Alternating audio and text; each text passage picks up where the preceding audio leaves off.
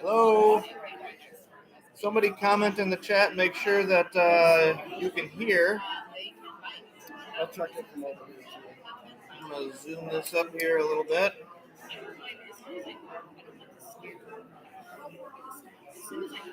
Excellent. Thank you, Kim, for letting me know. And we will get started. Can you see? Here, I'm going to move this up just a little bit further.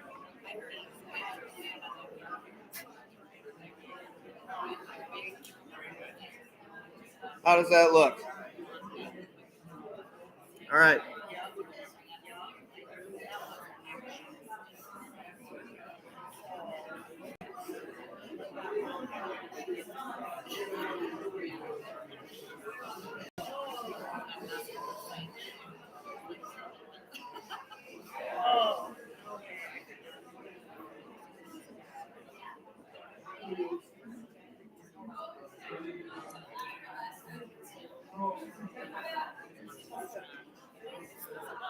How does that look? There, now you can see me a little better.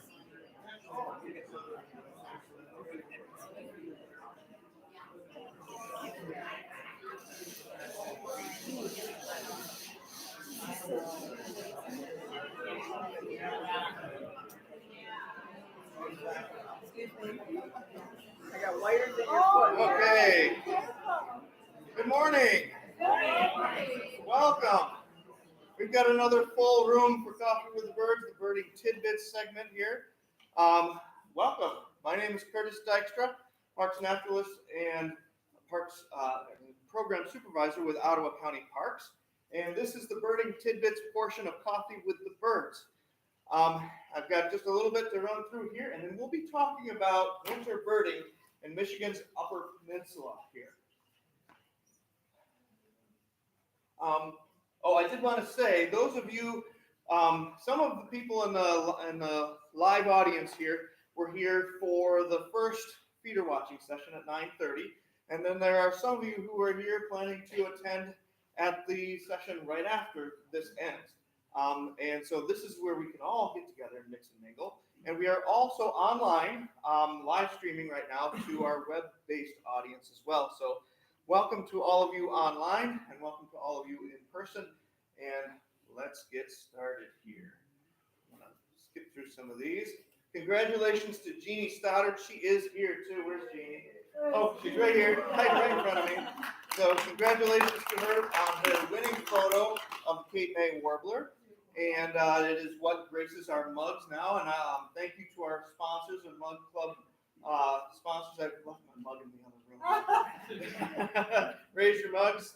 Thank you to the Mug Club sponsors to help make this program possible. Thank you to our other sponsors too, which include, and I went out of order here, which includes Simpatico Coffee with our bird-friendly shade-grown coffee, the Washtenaw Islands Audubon Society donating money for the birds, for bird food, Friends of Ottawa County Parks, which provide the other hot drinks besides the coffee, and DeBrine Seed, which has provided the prizes for today. So, and this is where we also get all of our seed for feeding the birds at the bird feeders.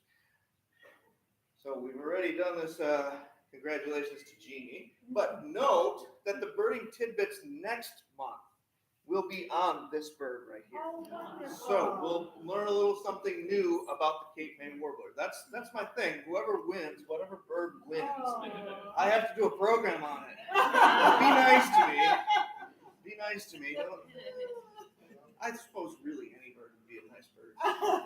So we do have memberships available. However, the mugs have sold out. Thank you for making that. It's a problem, I know, but it's a good problem in that we sold them all. So maybe next year we can get a few more. We'll see. But you can still buy a membership and still support this program with your membership. So we appreciate your continued support that way.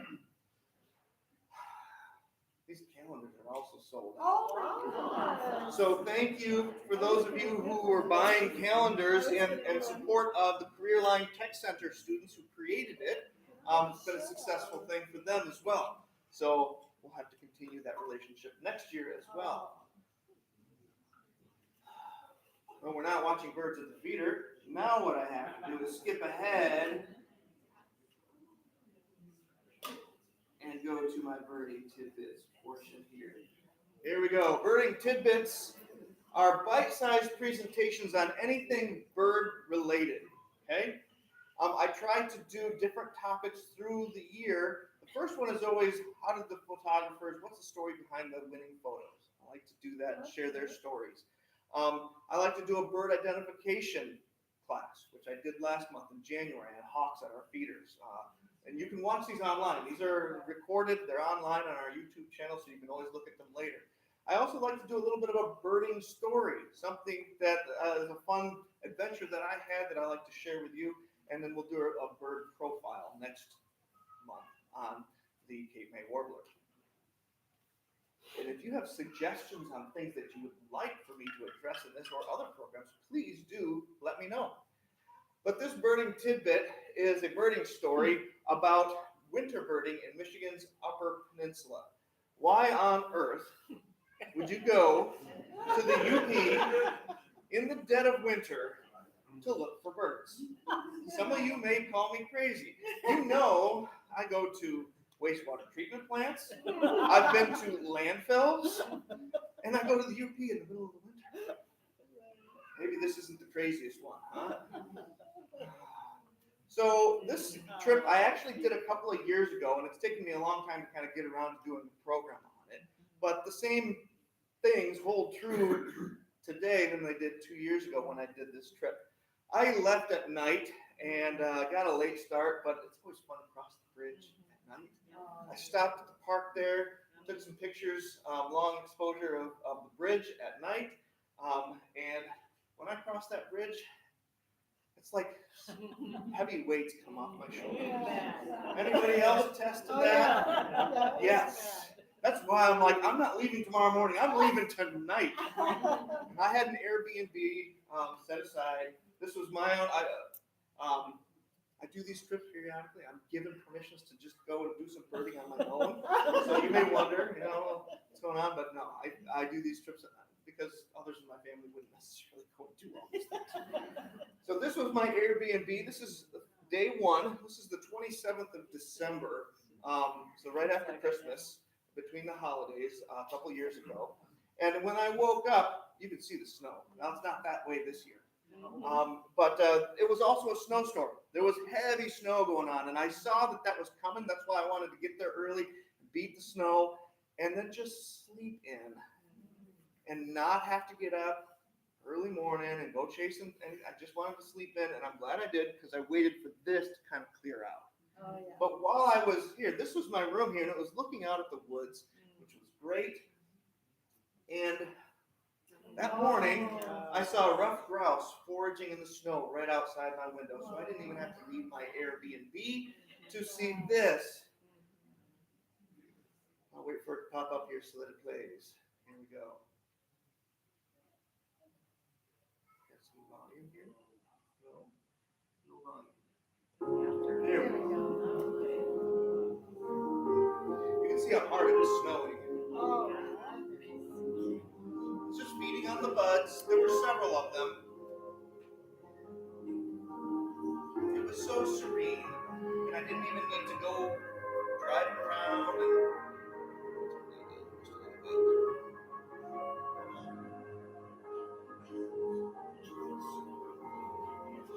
That's why I wanted to get there late at night, so I could wake up to this.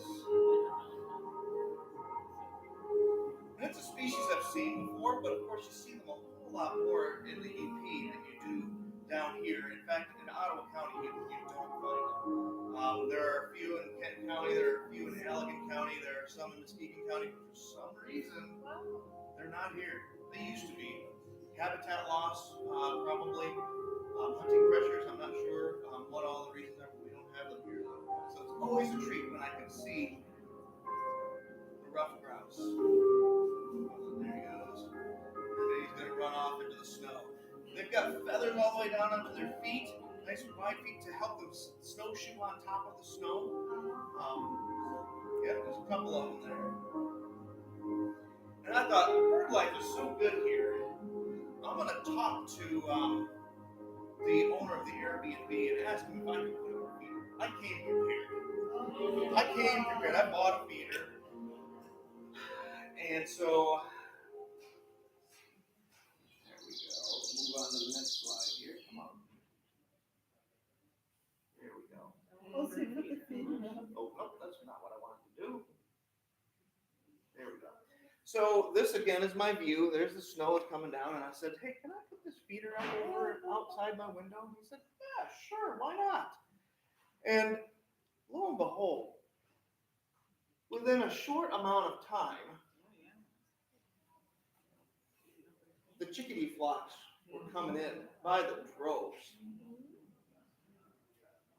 So you can see that this is just with my iPhone, and I was like, whoa, wow, they're already visiting the feeder here.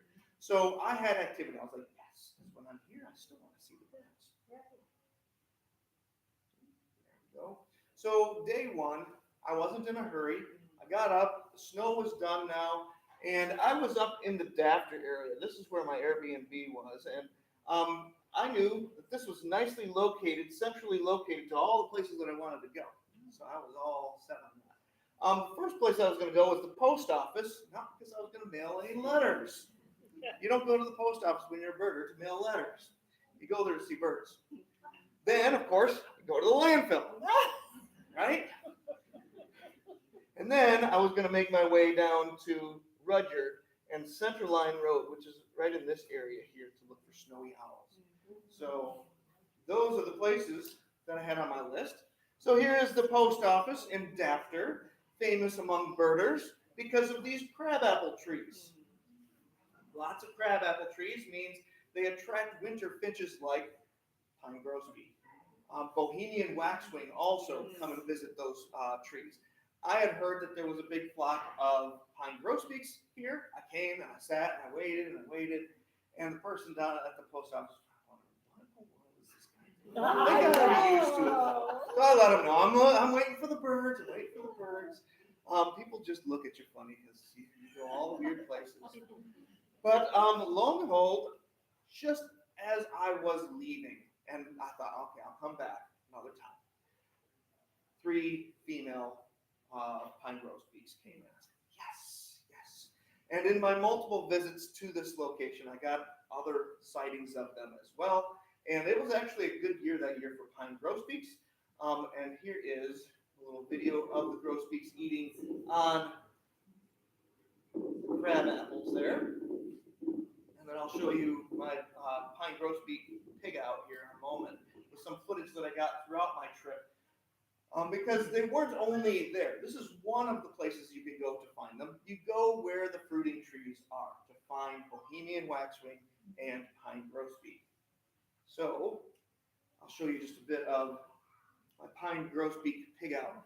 PIGR is the alpha coat for pine grosbeak.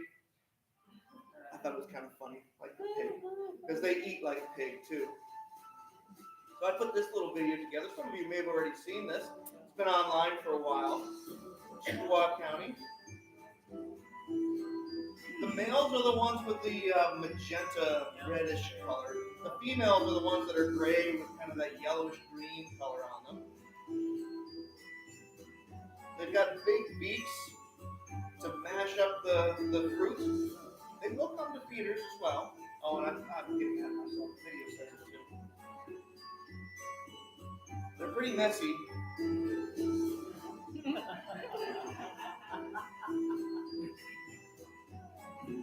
And this is a species that has been seen in Ottawa County, but I've never seen it here. They're really extremely rare this far south. So if you ever see this bird somewhere in your neighborhood, give me a call. Yeah. Okay. I'd like to know. Oh yeah, must come out. I should make a video of all the times I've videoed birds doing that.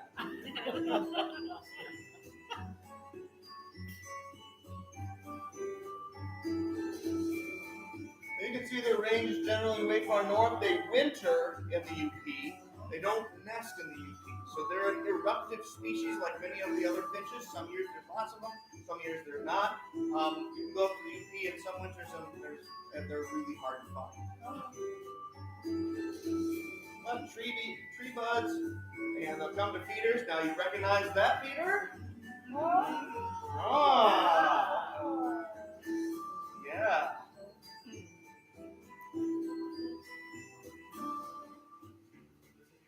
like this one. She cannot get a grip on that berry.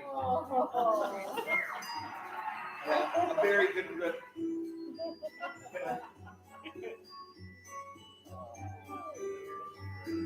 They're just fun to watch. Lots of fun to watch. Okay. Well, let's move on, right? Because we're going to the landfill. So this is the landfill by Dafter, and it's famous for gulls. But not only gulls, bald eagles. Bald eagles, you know, they're actually a trashy kind of bird too. They like to hang out by landfills. They're scavengers. But you go here because you are looking for gulls. And look at all the gulls circling the landfill here. Lots and lots of gulls. They get up in the air and then they come and they land somewhere on the piles. And this day they were all lined up right here, easy for me to see. So I could scan through them and pick out the rare ones. You can see there's ravens mixed in with them too. Right. But the lower picture here, you can see there's a raven. There's lots of herring gulls. And then, what's that one? Anybody want to say what it is? Glaucous gull. Yeah, it's a glaucous gull. This is a young glaucous gull. It's all white, has a big black tip on the bill. It's very large, larger than our herring gulls. And then I got lucky enough to get this picture too, because when you're there, you're looking for white-winged gulls. That means gulls with white wings. They don't have black in the tips. Iceland gulls and glaucous gulls both do not have white in the tips. This is a young Iceland gull taking off. You can see no white in the tips of the wings, and there's my glaucous gull. So I had some success with some of the wintering gulls at the Dafter landfill. It's feeling pretty good. And then all of the eagles up in the trees. There were probably about a dozen of them there or so. So that was a treat as well to see all of the. Let me play that for such a short little bit there. But all the dark shapes there, they're all bald eagles. So now I head south to Rudyard. When you go through the UP, if you're going to Sault Ste. Marie, you go through this farm area, right? Wide open farm fields. That's Rudyard. You can see this is Rudyard right here. Here's I-75. It goes right through the heart of it. Okay, here's the little town of Rudyard. These roads here that are outlined in yellow are the routes that you can drive to look for snowy owls and other open country birds. And so this is Centerline Road right here. This is the famous spot. And while you're traveling I-75 in the winter, that's either you exit and do this little loop around, or you can even look for snowy owls right from the expressway. Sometimes they're visible. So this is what it looks like. Pretty barren wasteland. Much like when we bird the barrens here in a week, I'll be leading a field trip birding the barrens of Ottawa County. We won't see snowy owl. I can pretty much guarantee you that. But we'll be looking for other open country birds the same way that you do in the UP.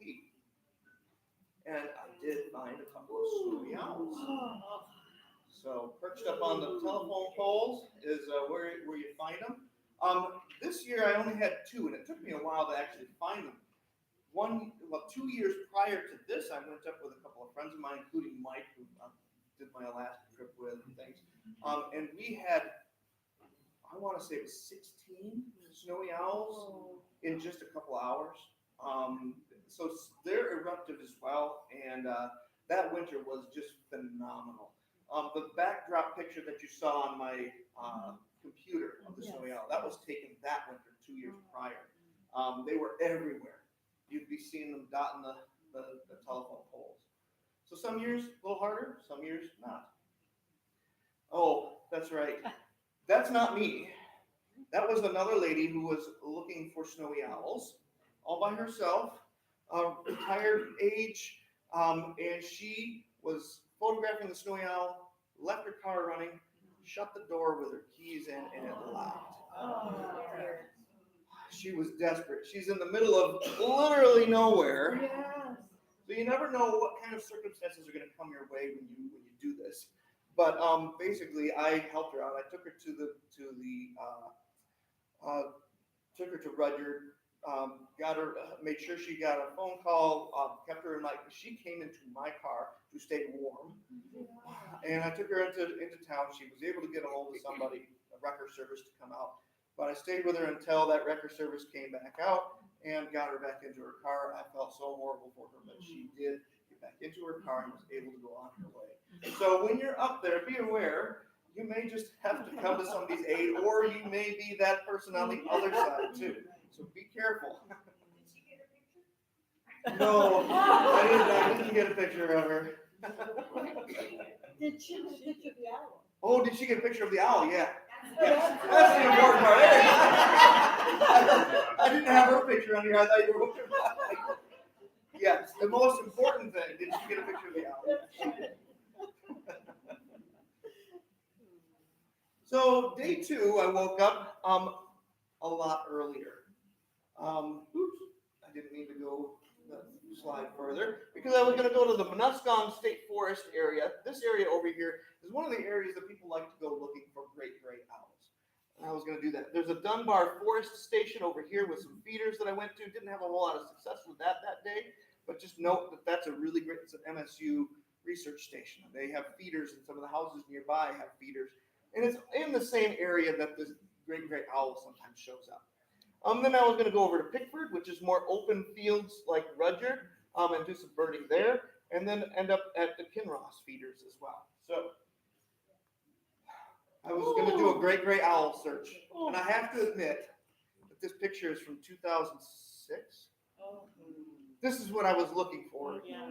This is me. You can see the moon is out. It's all at 6 in the morning, you know, and I'm going to get, because that's when they're active. And I drove up and down roads like this, just like I did in Zimbabwe. You do the same thing, drive up and down the roads, and did not see a great gray owl. And I did that multiple times. In the evening and the morning is the best time to look. None had been reported, but somebody's got to find the first one. Right? There you go. Then I went over to Pickford. Here's my mosaic of pictures of birds that I saw in the Pickford area.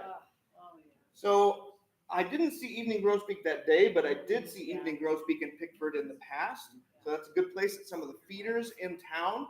If you can stake out somebody's front yard, you know, and looking at the birds there. This was actually in somebody's front yard, but it was a crabapple tree. We've got Bohemian waxwings. So I was excited to get Bohemian waxwings. Rough Lake hawk soaring over the open farm fields, sharp-tailed grouse. I got a little bit of a distant view, and snow buntings. Actually perching in a tree. I'd never seen that before. There they were, perching in a tree instead of on the ground. So lots of fun birding the open lands. Oh, I forgot, northern shrike. We can see them here in Ottawa County. They're much more common up there, but they're still hard to find because they're just not a very numerous bird. And of course, another snowy owl. On my way back to Rudyard is when I ran into this snowy owl. I love it when they're just sitting there, just like all comfy and relaxed. This is a good sign that you're not bothering it, right? And that's important when you watch a snowy owl, that it's not doing this at you because it's agitated and trying to determine if you're a threat or not. Stay your distance away. Treat the owl with respect. And then I went to the Kinross feeders. Didn't have a whole lot of diversity there, but I had turkeys all over.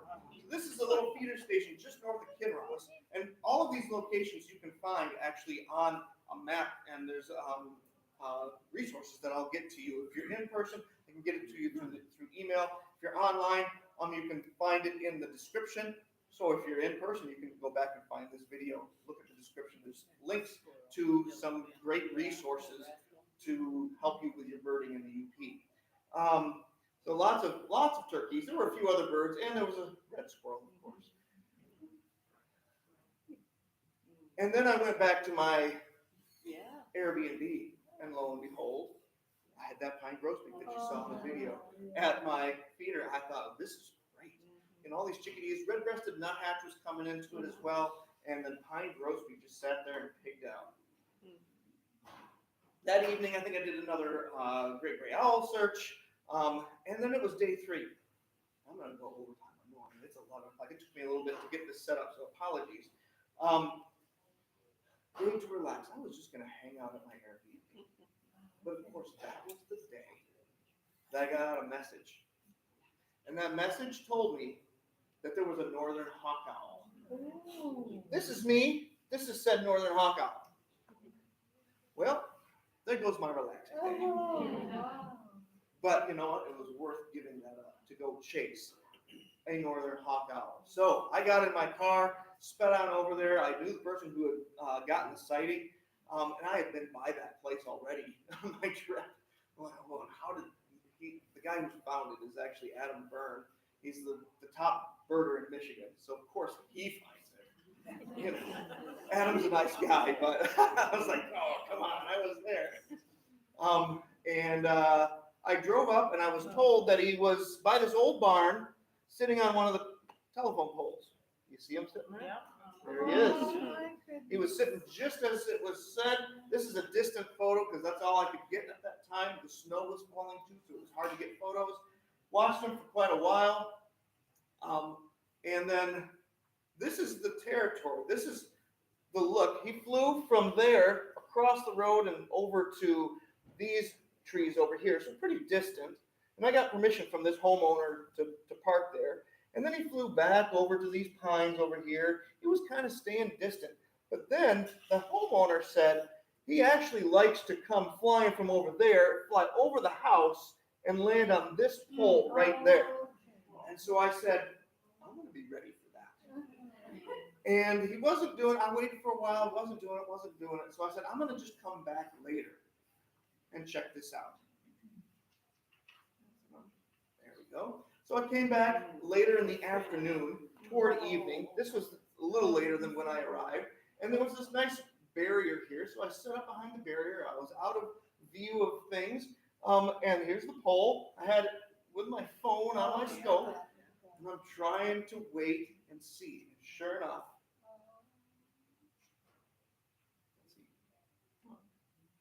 we'll see what's going to happen. Dramatic music.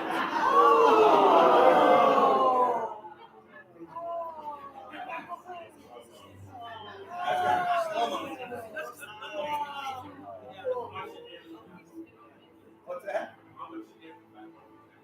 Venmo for that?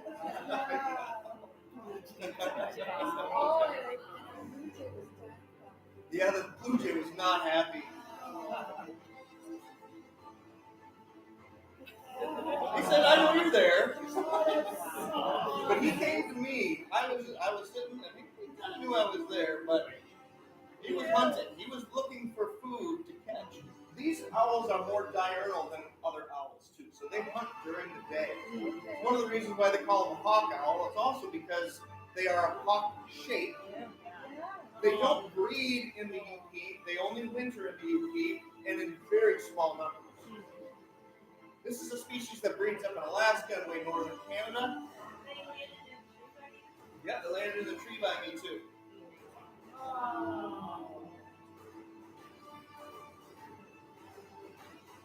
And there he goes, that sunset flying across my view.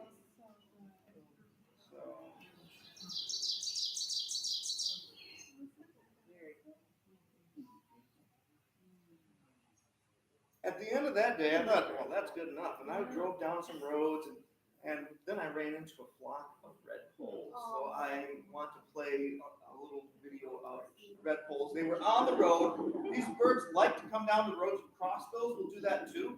They'll come get the grit off the road. They flew up off of the road and went right up into the trees here. You can see them all feeding on the catkins of the alders. So they're getting seeds out of there. We got a bunch of alders on our river here too. So when they're around, they like to feed on alder seeds. So I was excited. I did not find any rarities among them. I only had common redpolls, not the hoary redpoll. Hoary redpoll is like a ghostly white one. Did not find that, but I was happy to see redpolls nonetheless. And day 4, finally, the last day of my trip. My goodness. There we go. I spent some time right here. I went cross-country skiing, and right on his property there, he had little trails, and I could just kind of go ski in there. And looking for birds. I saw grouse tracks and things like that. Didn't see any grouse, but and then I went up to Sault Ste. Marie to do a little bit of birding there before heading home. But in my time at the Airbnb, I said, these chickadees are so friendly. If I take that feeder down and I put my hand out with some food, I wonder what will happen.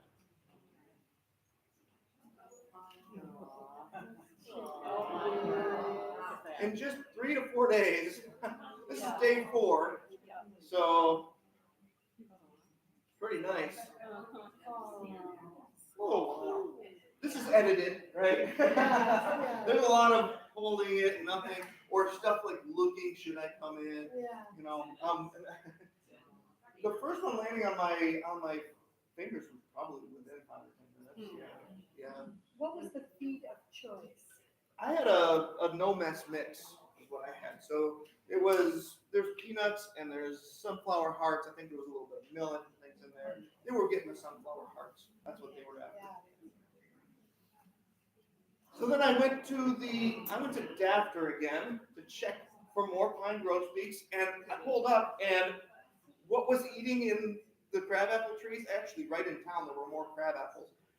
Sharp-tailed grouse, right there, right in front of me. I thought, this is beautiful. I'd never seen them so close, and I'd never seen them actually eating. They don't chew these things. They swallow them whole.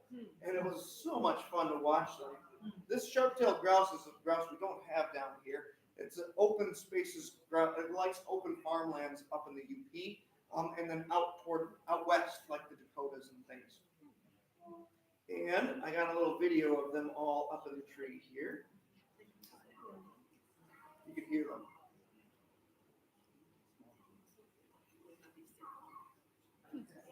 Are they in the thumb area too? I don't think they're in the thumb. I think you got to go to the UP for them. So that was a nice way to end my time in Dafter. And then I went up to Sault Ste. Marie.